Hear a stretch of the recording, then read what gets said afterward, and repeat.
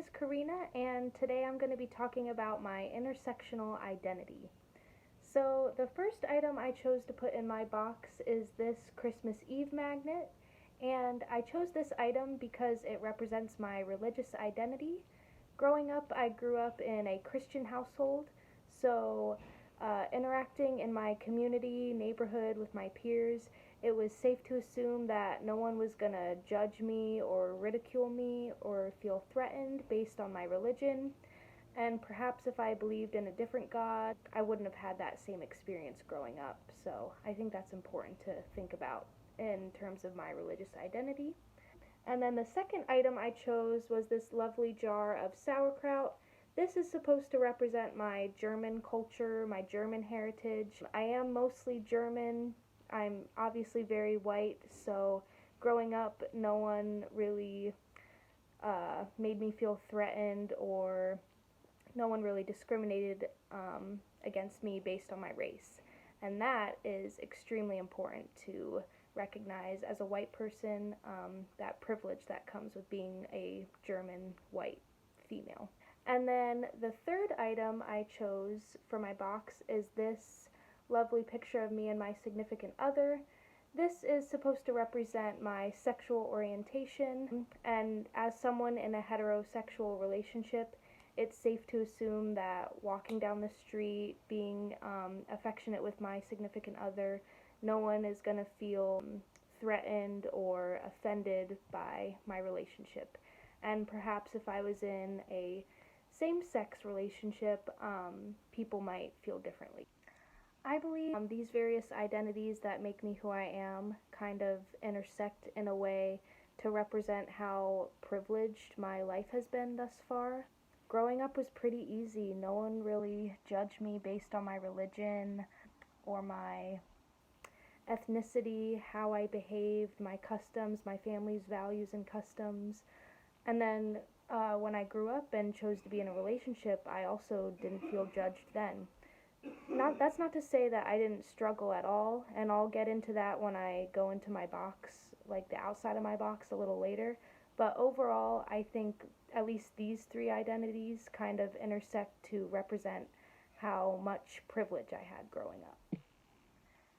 So now I'm going to dive into the outside of my box, which kind of represents how I believe other people view me based on my various identities. So the first part I wanted to show you guys was this text that says hardworking, and I thought of this in terms of how employers and kind of just professionals view me based on my race and ethnicity. From my experience anyway, no employers have questioned or judged my character or how hard I work based on the color of my skin.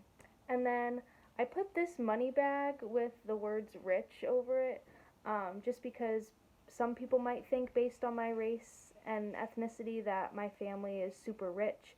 They may even think that I'm a trust fund baby, but that simply wasn't the case growing up. I'm certainly grateful for everything we had, and I recognize everything I need to be grateful for, but money was definitely an issue growing up, and yeah, but that's okay.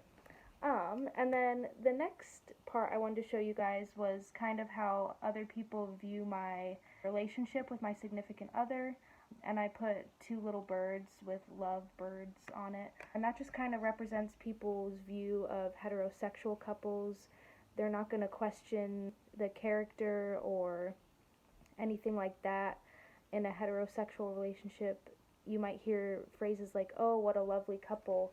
I even put that on my little box. And maybe if I was in a different sort of relationship, I wouldn't have that same support from people. And then I also put this image that said, "Wait, are you Amish?" with this lovely little Amish woman. And that was just kind of an ode to my religion growing up. At least where I grew up in Pennsylvania, Mennonites were kind of like, not outsiders, but we weren't like the majority of people. So that was just kind of representing the questions I would get as a kid. And then I did want to discuss my gender identity a little bit. In terms of being a female, I feel like some people might view me as weak or ditzy. That could be like with future jobs, maybe not so much in school, but just like throughout the world in my working environment. I feel like because I'm a short, petite woman, people might assume that I am not as strong as other people and that I am not as intelligent. So I think these texts and images kind of intersect in terms of, I talked about how based on my race and ethnicity, I might be seen to some employers as hardworking or more capable based on the color of my skin. However, based on my gender, they might feel as though a man could perform the tasks and skills needed more efficiently than me. When thinking about the money bag and my social class, and then thinking about the opportunities I can get as a white person in the job field, although I didn't have a lot of money growing up, and in that regard, I recognize how, although I didn't have a lot of money growing up, it might be easier for me, based on my race, ethnicity, to build up my finances compared to someone else who is not white. So after completing my identity box and kind of going through the content from this week, I think I have a much better and deeper understanding of why we ourselves should analyze our intersectional identities and why it's important for social workers to use it as well. In terms of the content for this week, I believe her name was Jamia Wilson from the Race Forward series. She talked about how it's pretty much impossible to only focus on one part of her identity when so many aspects of her life make her who she is today, whether that be her gender, ethnicity, sexual orientation, class.